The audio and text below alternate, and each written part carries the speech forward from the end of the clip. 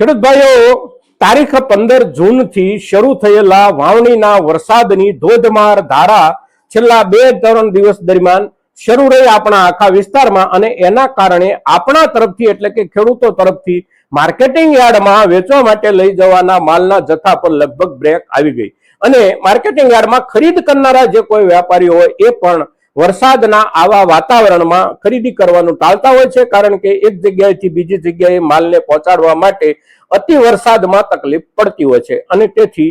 જાહેર થયેલી રજાઓ વિના જ માર્કેટિંગ યાર્ડમાં લગભગ કામકાજો 2 દિવસ માટે બંધ રહ્યા એવું આપણે કહી શકીએ. હવે આજે 18 તારીખ જૂન મહિનો 2025, આજથી માર્કેટિંગ યાર્ડોમાં આપણા તરફથી માલની આવકો શરૂ થયાના સમાચારો છે. આજે માર્કેટિંગ યાર્ડ કદાચ કેટલાક વિસ્તારમાં ચાલુ થઈ જાય અને ખરીદ વેચાણ શરૂ થાય. હવે આ દિવસોમાં અત્યારે મગફળીને લઈને આપણા માટે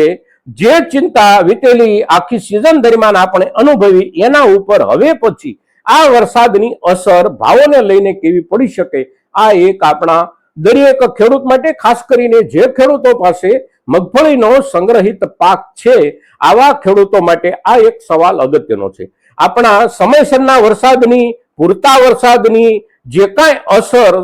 આપણા ખેડૂતોના ખેતરમાં સકારાત્મક રૂપમાં થવાની હોય, એવી જ રીતે એની કેટલીક અસર એવી પણ થાય છે કે જે આપણા ભાવો પર નકારાત્મક અસર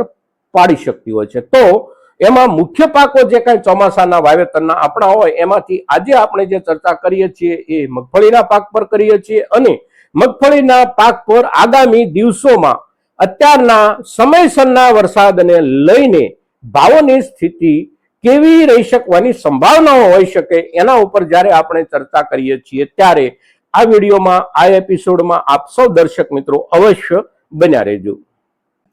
નમસ્કાર ખેડૂત મિત્રો, જય કિસાન, જય ભારત. ખેડૂત ભાઈઓ, આગોતરી વાવણી, પૂરતા વરસાદ સાથેની વાવણી, અને એનાથી આપણો ખેડૂતોનો ઉત્સાહ અવશ્ય વધ્યો છે. અને અત્યારની ચોમાસુ સિઝનના આપણા જે કોઈ વાવેતરો હોય અને અત્યારના સમયે આપણે કરવાના થતા હોય, આ તમામ વાવેતરો આપણે ખૂબ ઉત્સાહ સાથે કરીશું, કારણ કે સમયસરની વાવણી, પૂરતા વરસાદની સાથેની વાવણી એટલે આપણા ઉત્સાહ માટેનું એક સૌથી મોટું પ્રેરણા બળ હોય છે. હવે એના આધારે આપણે સારી રીતે સિઝન લઈ પણ શકીશું, કારણ કે સમયસરની વાવણી અને એનો આપણી સાથે જોડાયેલો ઉત્સાહ. પણ સમયસરની વાવણી, પૂરતો વરસાદ, એની એક અસર બજારમાં આપણે અત્યારે જે માલ વેચી રહ્યા હોઈએ છીએ, ચોમાસુ સિઝન દરમિયાન પાકી અને આવવાનો જે માલ હોય એવા માલના બજાર ભાવ પર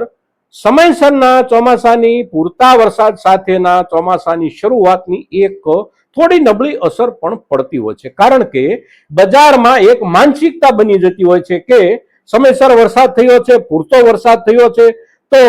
આવનારી સિઝનમાં પણ ચોમાસુ સિઝનના જે કાંઈ પાક ઉપજના રૂપમાં પાકીને આવવાના હોય, આ પાક પૂરતા પ્રમાણમાં આવશે, અને તેથી બજારમાં આ પાકની કોઈ ઘટ, કોઈ તંગી નહીં રહે. હવે આ બધા પાકો જે કાંઈ ચોમાસાના અપેક્ષિત પાકો હોય, એમાં મુખ્ય પાક તરીકે આપણે જોઈએ તો મુખ્ય પાકો પૈકીનો એક પાક એટલે આપણો મગફળીનો પાક. મગફળીના પાકમાં આપણા કેટલાક ખેડૂતો પાસે હજી પણ ગયા વર્ષના ચોમાસા દરમિયાન પાકેલી મગફળી પણ સંગ્રહિત રૂપમાં છે. સાથે સાથે કેટલાક ખેડૂતોએ ઉનાળુ વાવેતર જે કંઈ કર્યું હોય એમાંથી પણ કેટલોક માલ વેચાયો છે, તો કેટલોક માલ હજી કેટલાક ખેડૂતો પાસે સંગ્રહિત રૂપમાં છે, કારણ કે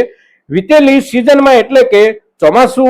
મગફળી પાકી અને આવવાની શરૂઆત થઈ ત્યારથી લઈને અત્યાર સુધીમાં આપણા મગફળીના સામાન્ય દરજ્જાના માલના ભાવમાં આપણને કોઈ સુધારો નથી મળ્યો. થોડો ઘણો જે કાંઈ ભાવમાં સુધારો આપણને છેલ્લા 1 મહિના દરમિયાન એટલે કે મે મહિના દરમિયાન મળ્યો તો એ સુધારો માત્ર ને માત્ર આપણી બિયારણ ક્વોલિટીમાં આપણને મળ્યો હતો, અને એ બિયારણ ક્વોલિટીમાં જે કાંઈ ભાવમાં સામાન્ય સુધારો આપણને મળ્યો એનું કારણ હતું આપણા ખેડૂતો તરફથી બિયારણ માટેની ખરીદી. હવે એ બિયારણ માટેની જે કાંઈ આપણી ખરીદીઓ હોય એનો પણ સમય પૂરો થઈ ગયો, વાવણીનો વરસાદ આવી ગયો, અને જે ખેડૂતોને વાવણી માટે જરૂરી મગફળી ખરીદવાની હોય એમાંથી મોટા ભાગની મગફળી ખેડૂતોએ ખરીદી લીધી છે. એટલે હવેના દિવસોમાં બજાર કઈ તરફ જઈ શકે, તો હવેના દિવસોમાં આપણે જોઈએ તો સામાન્ય રૂપમાં વાવણીનો પહેલો વરસાદ થાય ત્યાર પછી વચ્ચેના જે કાંઈ ખરાડના કે વરાપના દિવસો બનતા હોય એ 10 દિવસ, 12 દિવસ કે 15 દિવસ સામાન્ય રૂપમાં સમયની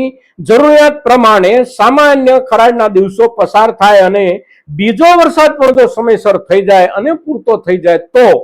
એની અસર બજારમાં એવા રૂપમાં આવી જતી હોય છે અને એ એવી આવે છે કે હવે ચોમાસુ ઋતુના તમામ વાવેતરોના ઉપજના પ્રમાણ સારી રીતે આવશે બજારમાં અને એ જે સારી રીતે પાક તૈયાર થઈ પૂરતા પ્રમાણમાં આવવાની અપેક્ષાઓ બજારમાં બને છે એ અપેક્ષાઓના આધારે જે તે ચીજવસ્તુઓના ભાવો ઉપર દબાણ આવતું હોય છે. મગફળીના પાક પર પણ દબાણ આવવાની શક્યતાઓ બને છે. હવે ક્યારથી દબાણ આવવાની શક્યતાઓ બને છે તો બીજો વરસાદ જો સમયસર થઈ જાય તો બજાર ઉપર દબાણ આવવાની શક્યતાઓ બને છે. એટલે અત્યારના દિવસોમાં આપણા જે કોઈ ખેડૂતો પાસે મગફળીનો સંગ્રહિત પાક છે આ તમામ ખેડૂતો બીજા વરસાદની સમયસરતા સુધી અવશ્ય રાહ જોઈ શકે છે, પણ ત્યાર પછીના દિવસોમાં એટલે કે સમયસર બીજો વરસાદ જો થઈ જાય તો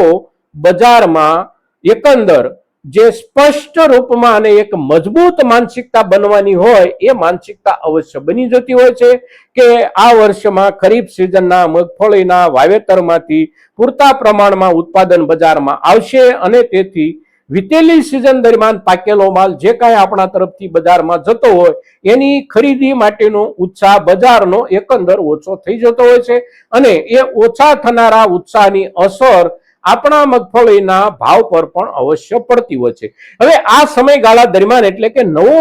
આપણો ઉપજનો મગફળીનો પાક આવે અને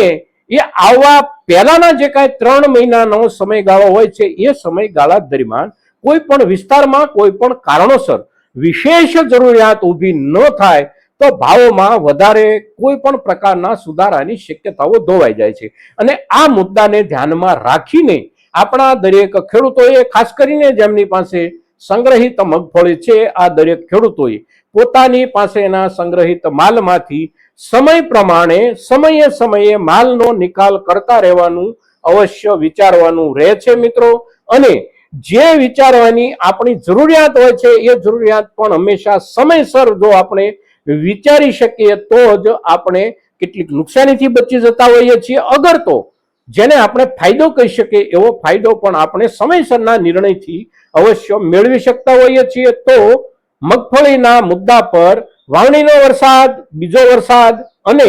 ત્યાર પછી બજારમાં નિર્માણ થનારી ભાવોને લઈને સામાન્ય રૂપમાં ફેરફાર વાળી પરિસ્થિતિના આધારે આપણી પાસે સંગ્રહિત માલમાંથી કેટલોક માલ સમયસર આપણે નિકાલ કરવાનો અવશ્ય નિર્ણય કરીએ મિત્રો. મગફળીના પાક પર અત્યારની વરસાદની પરિસ્થિતિ પછી નિર્માણ થનારી શક્યતાઓ ઉપર જ્યારે આપણે ચર્ચા કરીએ છીએ ત્યારે આપણી આ ચર્ચા મહત્તમ ખેડૂતો સુધી પહોંચે એ માટે આપ સૌના સહયોગની જરૂર છે અને આપ મહત્તમ ખેડૂતો સુધી આ ચર્ચા પહોંચાડશો એવી આપની પાસેથી અપેક્ષા સાથે જય કિસાન, જય ભારત.